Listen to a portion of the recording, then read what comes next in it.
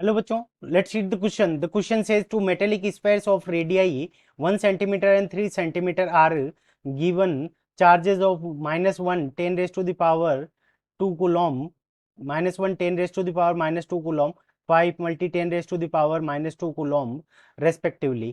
If these are connected by conducting wire, the final charge on the bigger sphere is. तो हमें क्या निकालना है कि फाइनल चार्ज क्या होगा बिगर स्पेयर के ऊपर. तो एक स्पेयर ये हो गया और दूसरा हमारा जो बिगर स्पेयर ये हो गया. ठीक है बच्चों. अब इसके ऊपर जो चार्ज है वो क्या है, Q1 है इनिशियली. ठीक है बच्चों. और Q1 की वैल्यू कितनी है, -1 10 raise to the power -2 coulomb. ठीक है बच्चों. अब देखो दो दूसरा चार्ज है उसके ऊपर Q2 चार्ज है, दूसरा स्पेयर बड़ा वाला. अब इसके ऊपर जो चार्ज है Q2 उसकी वैल्यू कितनी है, 5 multi 10 raise to the power -2 coulomb. ठीक है बच्चों. अब देखो इनको क्या किया गया है कि एक कंडक्टिंग वायर से कनेक्ट कर दिया. ठीक है बच्चों, कंडक्टिंग वायर से कनेक्ट कर दिया. जब कंडक्टिंग वायर से कनेक्ट कर दिया तो उस कंडीशन के अंदर क्या हो जाएगा कि चार्ज फ्लो होगा. और चार्ज फ्लो होगा तो हमारा क्या रहेगा, जो पोटेंशियल हो जाएगा V1, यानी पहले का potential V1 is equal to क्या हो जाएगा, V2. ठीक है बच्चों. इस क्वेश्चन को करने के लिए हम क्या करेंगे, की कंसेप्ट अप्लाई करेंगे. ठीक है बच्चों. की और की कंसेप्ट के अंदर हमारा क्या रहेगा कि इनिशियली जो क्यू टोटल था.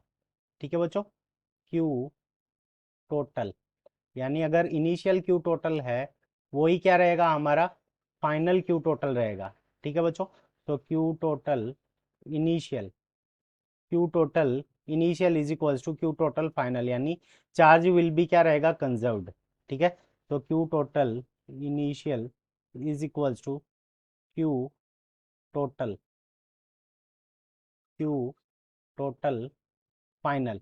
तो ये हमारा क्या रहेगा, पहला की कंसेप्ट रहेगा. और जब चार्ज फ्लो हो जाएगा तो उस कंडीशन के अंदर जो हमारा पोटेंशियल रहेगा वो दोनों का क्या हो जाएगा, इक्वल हो जाएगा.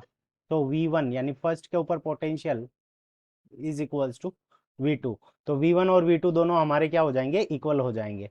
अब देखो इस क्वेश्चन को सोल्व करते हैं. तो सबसे पहले जो क्यू टोटल इनिशियल रहेगा.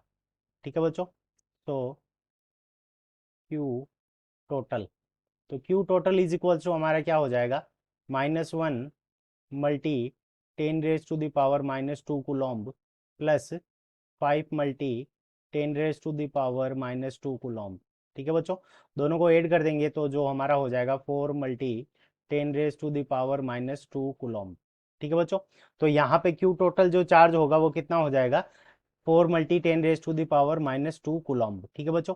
तो अगर इस 10 को हम वापस क्या कर लेते हैं, थोड़ा सही ढंग से लिख लेते हैं. तो 4 multi 10 raise to the power -2 coulomb.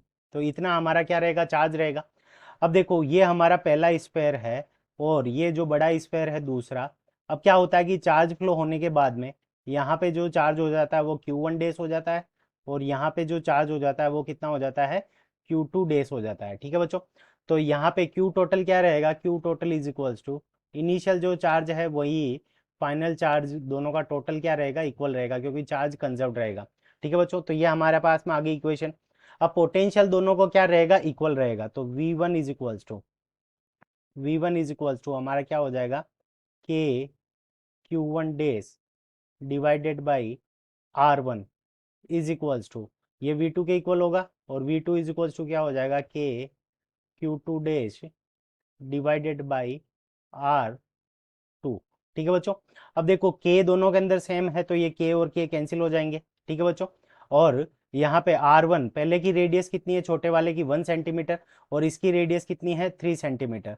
तो यहाँ से हमारे पास में आ जाएगा Q1 days divided by Q2 days is equals to R1 divided by R2. ठीक है बच्चों.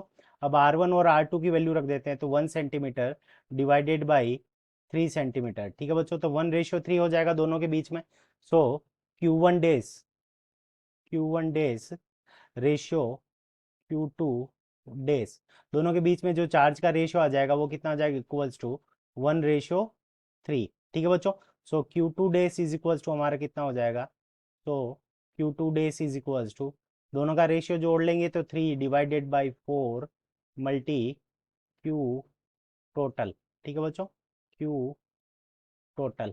तो क्यू टोटल जितना है उसका 3/4 चार्ज क्या रहेगा हमारा Q2 डेस, यानी से बिगर वाले सर्कल के ऊपर रहेगा, बिगर वाले स्फेयर के ऊपर रहेगा।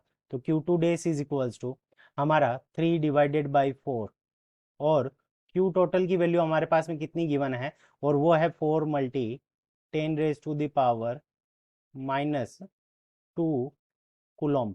यहाँ 4 से ये 4 कैंसिल हो जाएगा, 3 से मल्टीप्लाई हो जाएगा, तो Q2 days is equals to हमारे पास में कितना आ जाएगा, 3 × 10⁻² कुलॉम। ठीक है बच्चों, तो Q2 days is equals to हमारे पास में कितना आ गया, 3 × 10⁻² कुलॉम। ये हमारा क्या होगा, करेक्ट आंसर होगा।